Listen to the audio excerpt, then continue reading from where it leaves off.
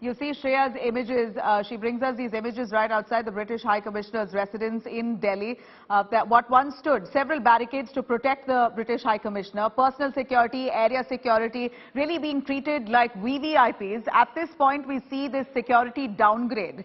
There hasn't been an official confirmation by the Ministry of External Affairs on the same, but we believe that this could be perceived as a response from India for what happened in London, the kind of attacks that took place outside the Indian High Commission in London, and that was all due to lack of security by the British police.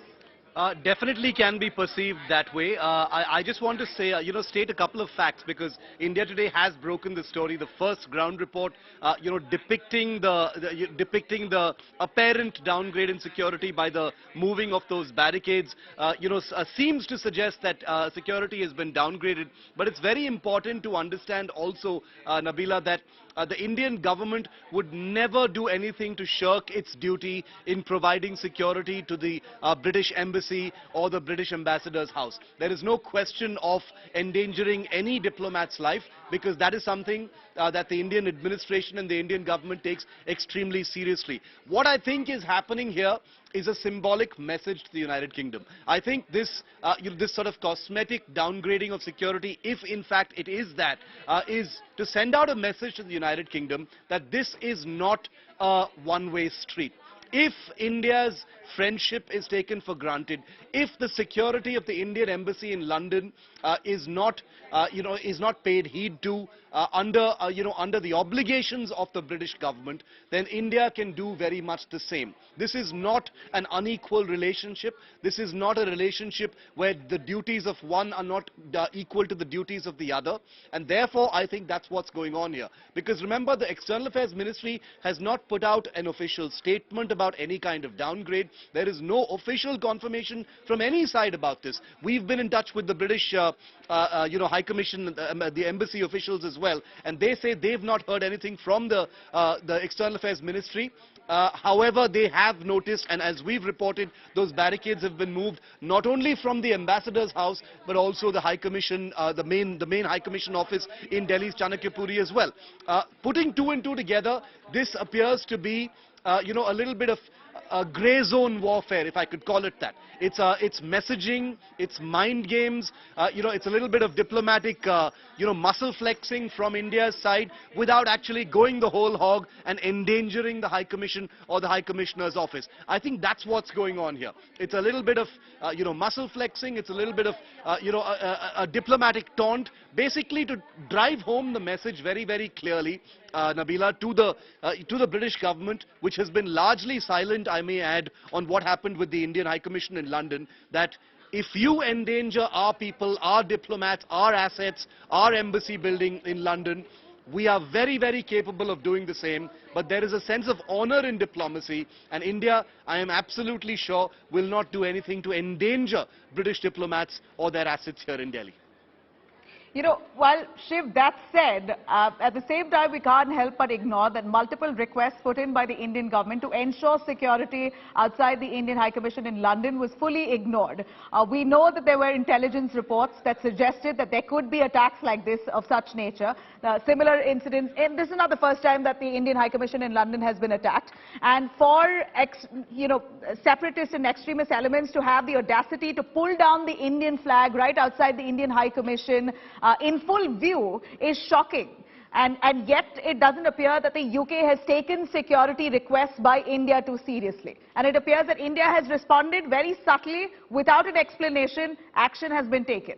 That's correct. I think the message here definitely is that this relationship cannot be taken for granted. India's friendship is not free, and that costs will be imposed when push comes to shove. The point that you made about how Indian intelligence agencies had in fact alerted the British government. The Indian High Commission in London had alerted the British government about the possibility of Khalistani protests. So this was actionable intelligence that was provided to the London police and the British government way ahead of that nefarious act actually taking place over the weekend when the Indian flag was pulled down. There was absolutely no reason for the police not to be there. There was absolutely no reason for security not to move in as quickly as it probably should have. The first arrest was took place 2 days later. The person who pulled down the flag, who was arrested, has been released on bail. So all of these things are being noticed very, very strongly here in India.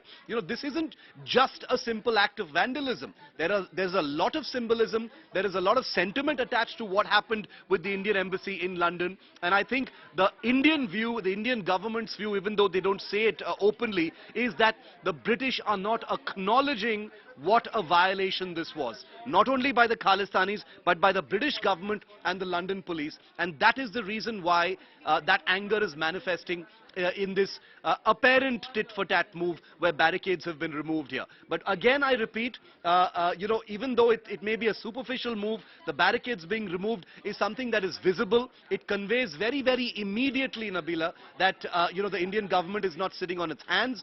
And remember, barricades outside an ambassador's house or a high commission is one of the most omnipresent things. Those yellow Delhi police barricades are all pervasive in the Chanakyapuri area, in the VIP zone, and they are basically symbols of access being barred, of Delhi police security being present, etc. And when you remove those barricades, they become conspicuous by their absence, and I think that's the kind of message that India is actually trying to send out at this time.